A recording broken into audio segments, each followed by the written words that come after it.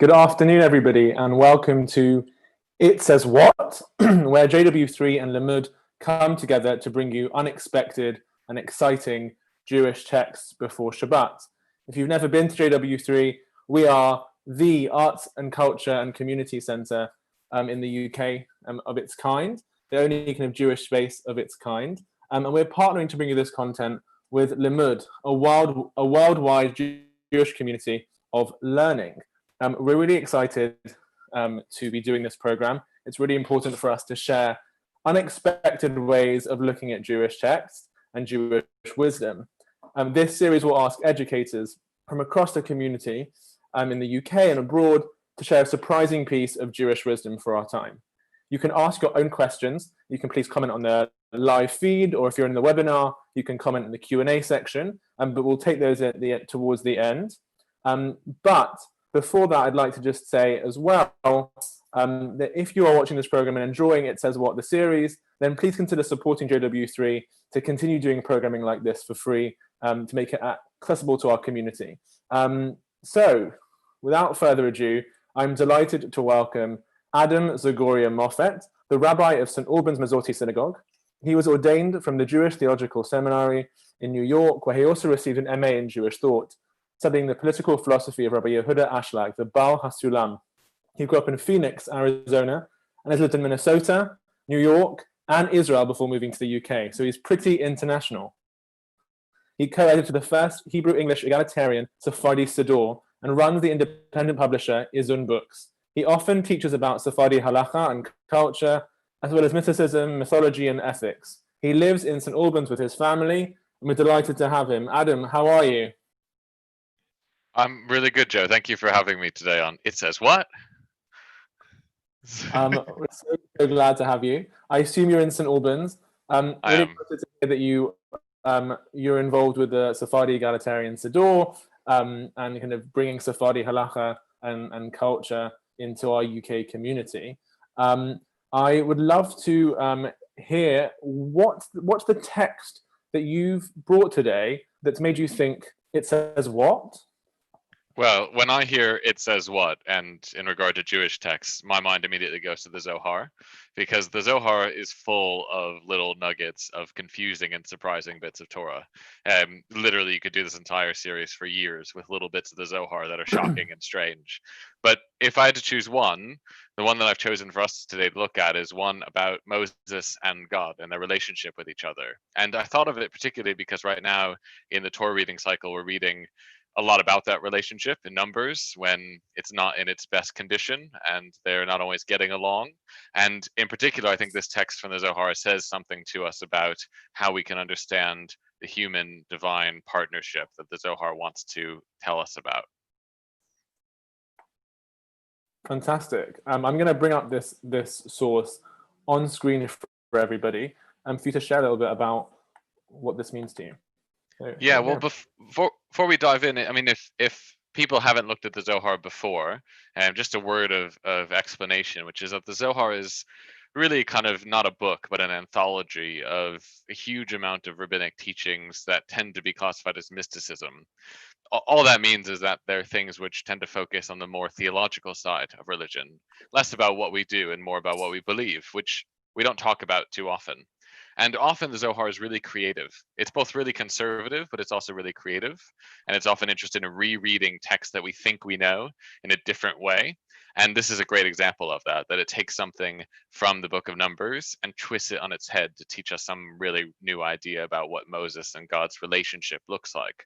So we're going to see how they play with verses and the image, the poetic image that it tries to tell us in terms of imagining this relationship is one that I think we can take some time to talk a little bit about today.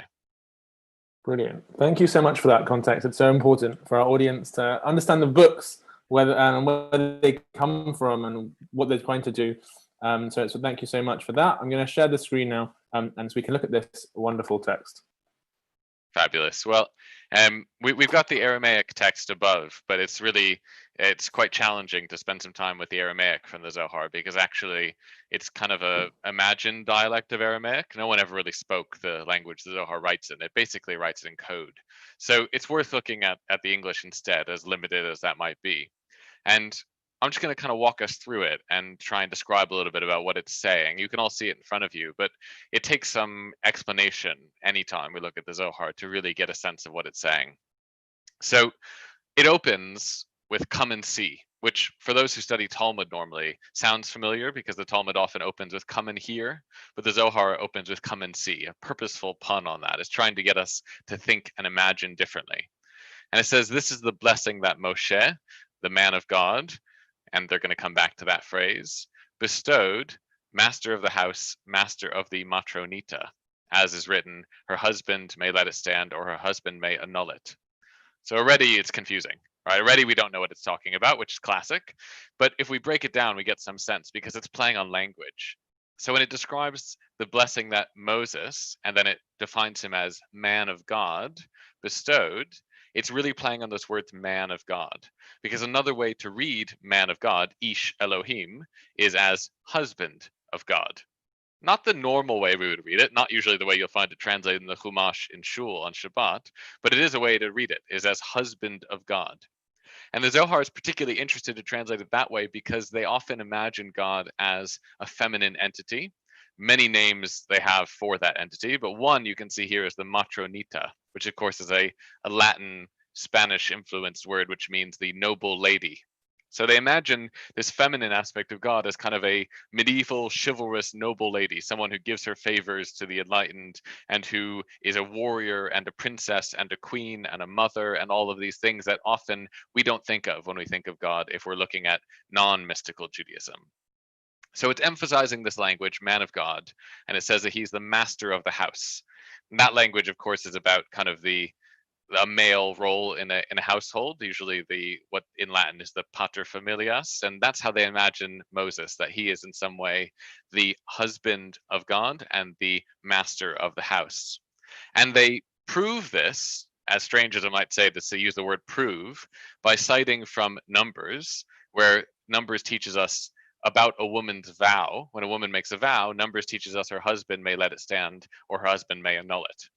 Now, most of us hopefully are reacting to this going, oh, I don't like this in the first place. This is all very patriarchal and very heteronormative in its assumptions around marriage.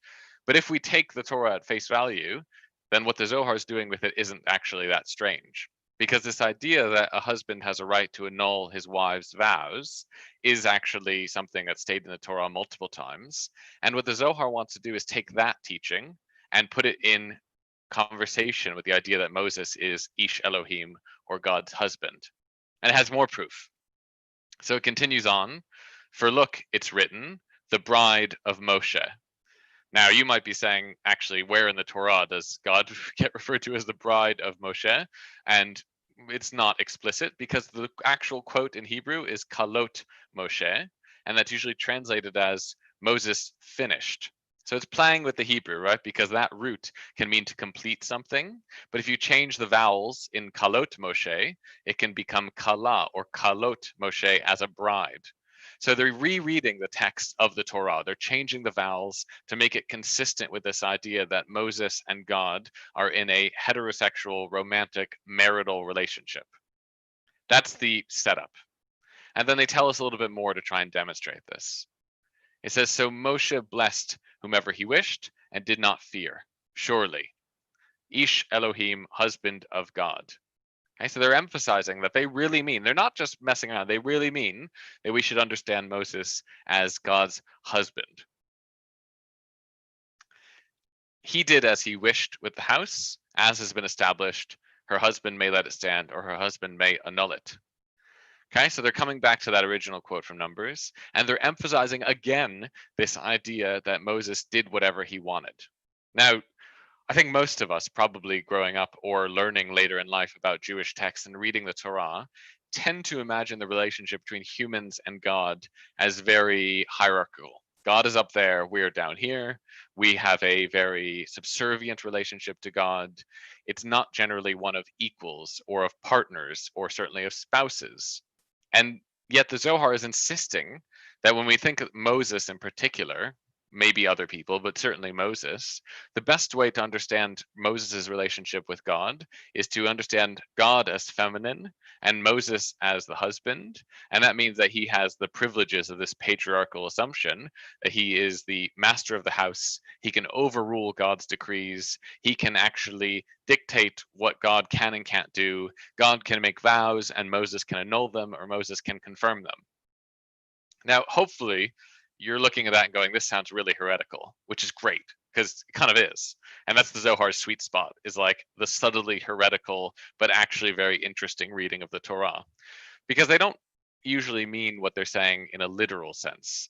They're using these ideas and metaphors to try and challenge our assumptions, because mysticism in general is always assuming that nothing is as it seems.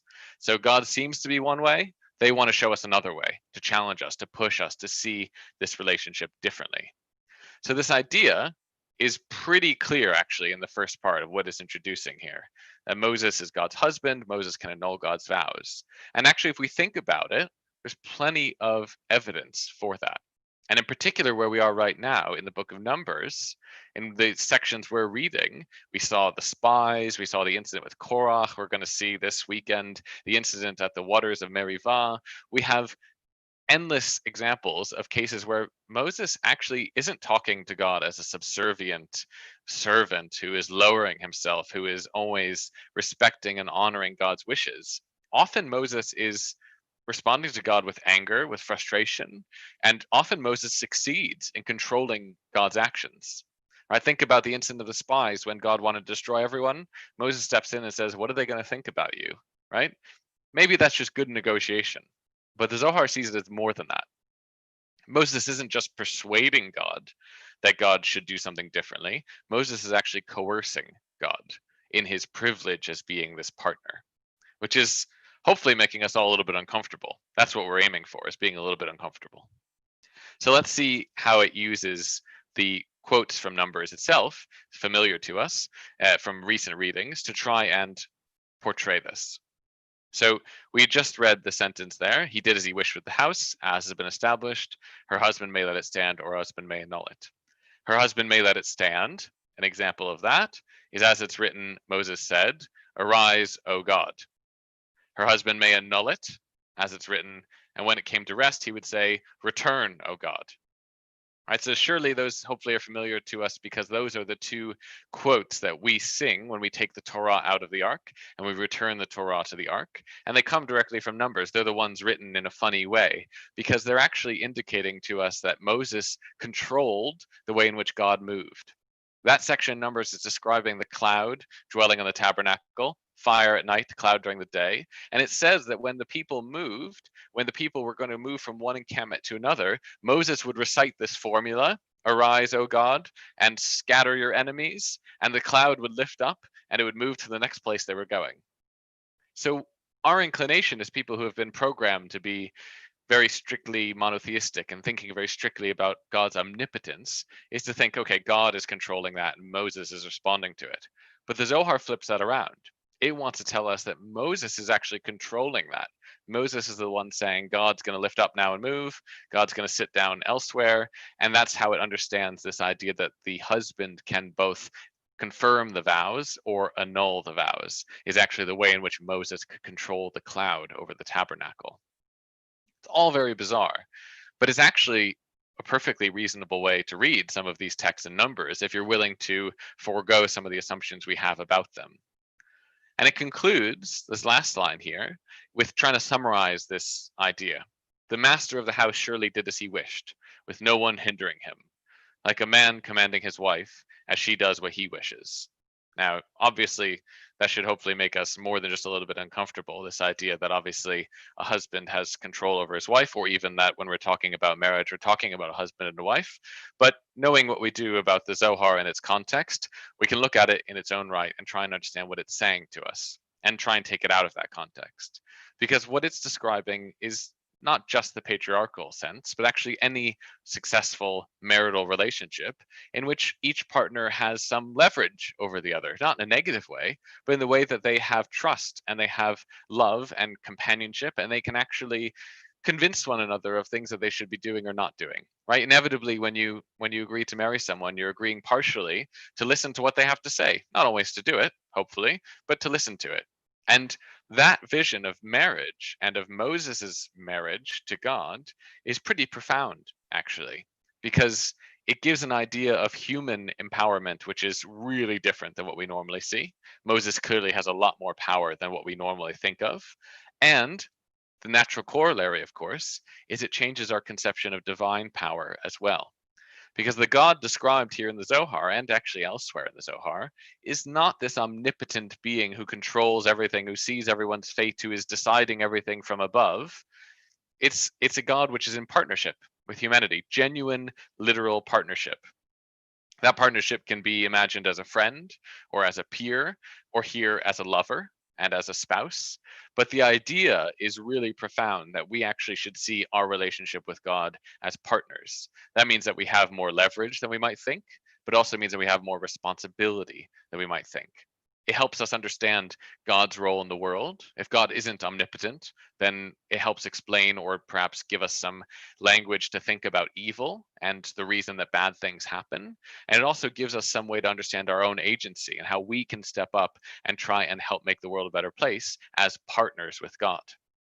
Quite literally, I think that this is a tiny sample of the Kabbalistic understanding of a covenant, which is not a covenant between a more senior power and a junior power, as we usually imagine it, but a covenant between equal partners who are joining together to achieve the same aim.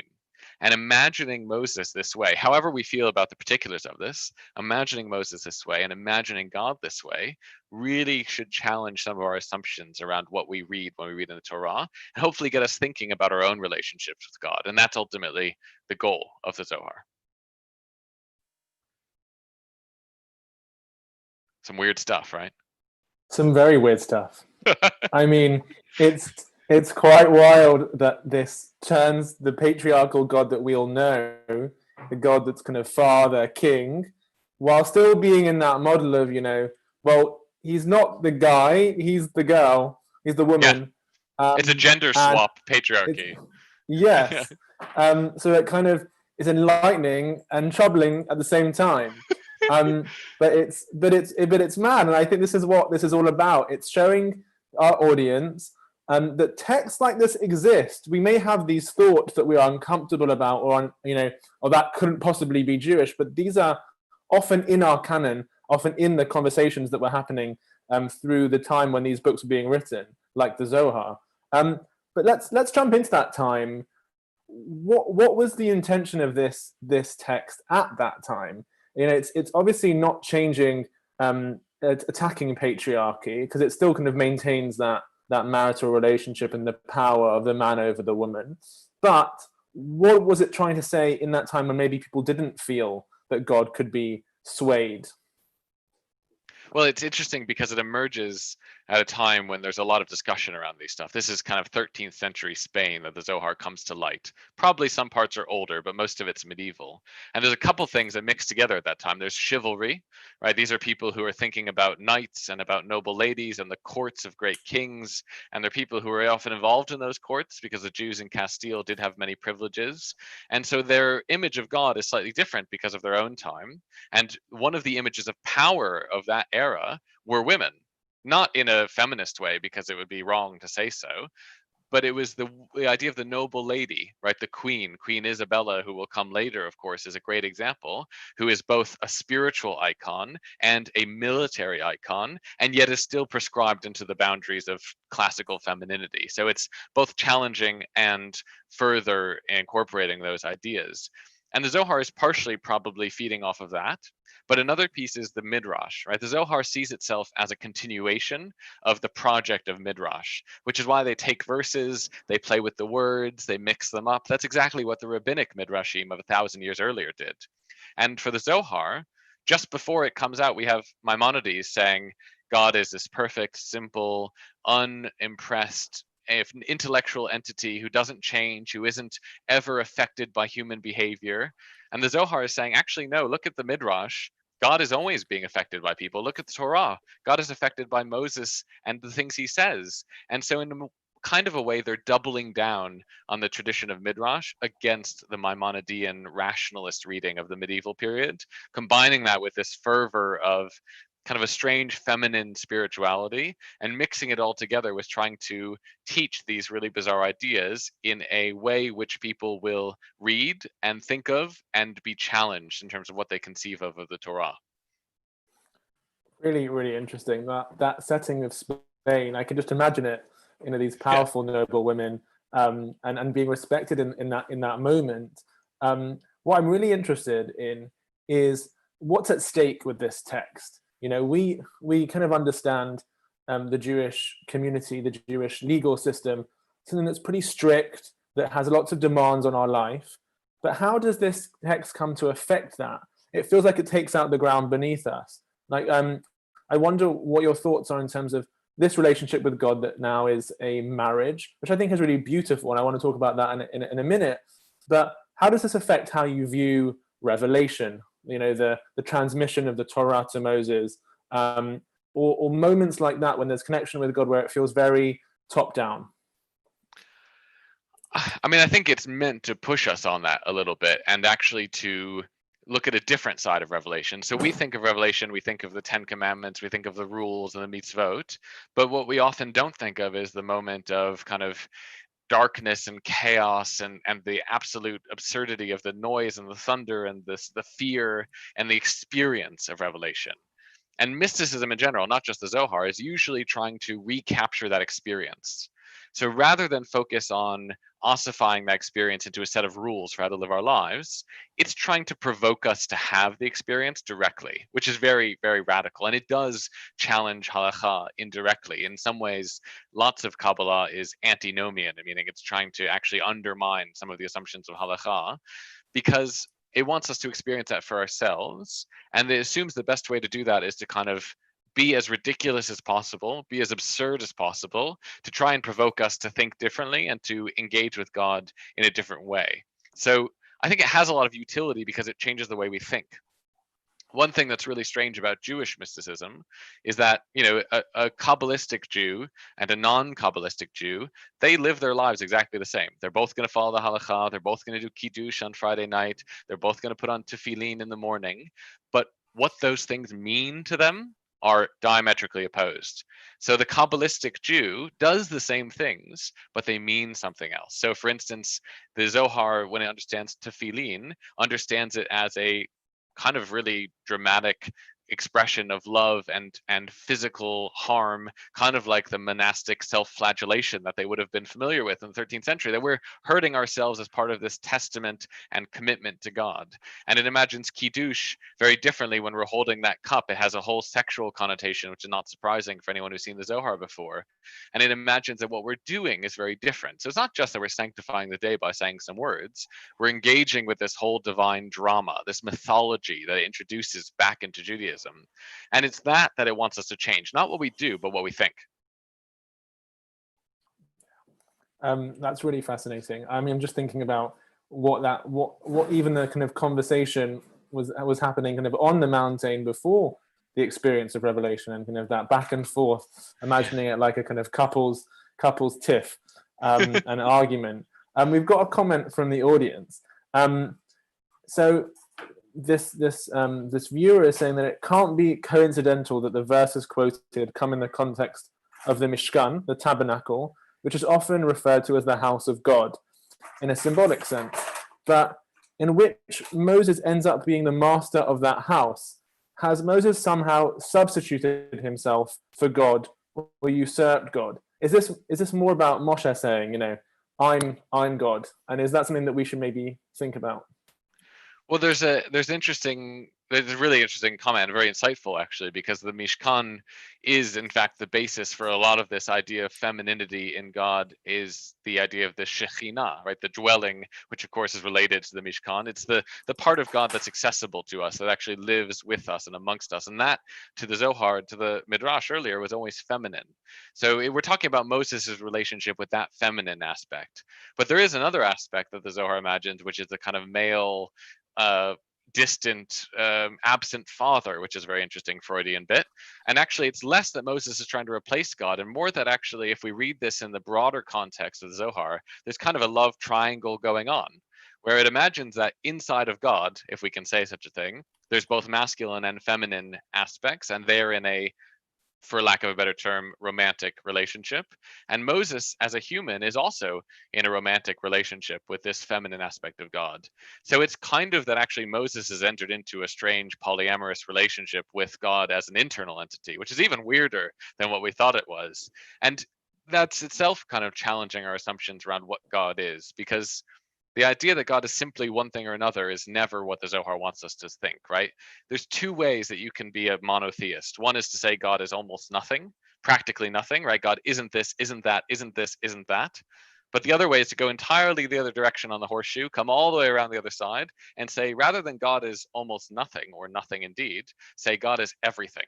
God is male and female. God is loving and angry. God is a warrior and a princess and a king and a queen and every other character you can imagine. And that the idea that we approximate the same thing on either side of that horseshoe by either saying God is almost nothing or God is everything is actually quite true. So the Zohar is trying to get us to the same place that kind of Maimonidean rationalist rejection of things is, but it's doing it by telling us that God is a bunch of stuff. So Moses is becoming part of that relationship and arguably maybe filling the place of the male part of God in some ways. But it's just another layer of this addition and addition of what God is. God is also Moses and the tabernacle and different people and all this other things. It becomes almost pantheistic that God is present in everything. And as a result, what we're describing when we describe any interaction is not the interaction between God and not God, but between different parts or aspects of God with itself. And that's the really radical way that the Zohar wants us to move, is actually to see the whole world that way, including ourselves. So yes, it does kind of reckon that Moses is in some ways substituting for God, but it would encourage all of us in some way to do that, which is admittedly quite a radical proposition. Yeah, pretty radical. And I think it's really interesting to think of. I know I have the thought that may be completely incoherent, but the idea that Moshe embodies that masculine attribute of God, so as to create space in the world for that feminine aspect, feels really interesting to me. Yeah. But that may just be a stray thought in No, I my think head. there's a complementary aspect here, which is very, very telling. And the Zohar picks up on that elsewhere when it talks about someone like Deborah, who is of course one of our few really strong female leaders described in the Tanakh. There, her relationship with God is imagined as God is more masculine. So in some ways, I mean, it's kind of a big diversion, but it actually makes a lot of sense. It's helpful to imagine that it's kind of like, if anyone's studied Jungian psychology, the idea that male-bodied people have a feminine soul and the reverse is kind of what's being suggested here. There's this complementary aspect. Now, it's obviously assuming a heteronormativity, an assumption of masculine and feminine needed together, but even that is quite unusual and not necessarily simply reinforcing things we already assume, because what does it say that if we're thinking of ourselves as men, then God is presenting to us as women, and if we're thinking of ourselves as women, then God is presenting to us as men? It changes our perception of what God is, and also allows God to be much more fluid, both in gender and in our experience of it. That is fantastic. I think that's really, really great. I want to ask one last question, and maybe just a one-liner, if it's possible. But it feels so beautiful to have this relationship with God that's like a marriage. But how can that impact how we think about our marriages and how we think about God? So I think taking this into a world where marriage is hopefully somewhat more equal than this story, where there is that discussion that goes back and forth. How do you think that can impact our viewers in how they think about their marriages and also how they think about God, if that makes sense? I mean, I think inevitably, it leads towards a coincidence of the two, and the Zohar definitely does that, in that it starts to talk a lot about marriage as a kind of mishkan, in that in a loving relationship, in a genuine consensual loving relationship between two people, that's actually where you create that space for God. And it takes that to a really serious level, that actually the Zohar more or less would suggest to us that we find God most in our partner. and in our experience of our partner. And that should make us take marriage really seriously, and also make us consider our behavior towards our partner really seriously, and consider what it is that we're trying to build when we build a home together, whatever that means, because it's more than just another person that we're engaging with. In some way, that's our best avenue to access God, is through love. And that's something hopefully we can all relate to. 100%. The idea that being in a relationship with God is more about being in a relationship with a partner feels like it, and can kind of compare to the fact that we see God as a powerful entity, and if we embody God, then we're powerful. I feel like that's something that the world needs to hear right now, that embodying God's value is becoming in a relationship with people, having positive, healthy relationships with people that produce a kind of fairer and kinder world. I want to just say thank you so much to Rabbi Adam Zagoria-Moffet. It's been a pleasure to hear this radical and heretical and not heretical and beautiful way of seeing God. I hope that you've enjoyed this. I certainly have.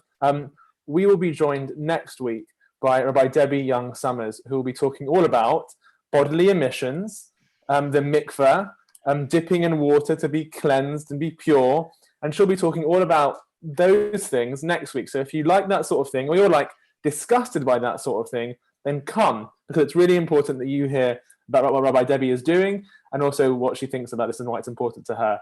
So it's Shabbat Shalom from me and Shabbat Shalom from Adam. And yeah, we hope to see you next week. Thank you for having me, Joe, and Shabbat Shalom to everyone.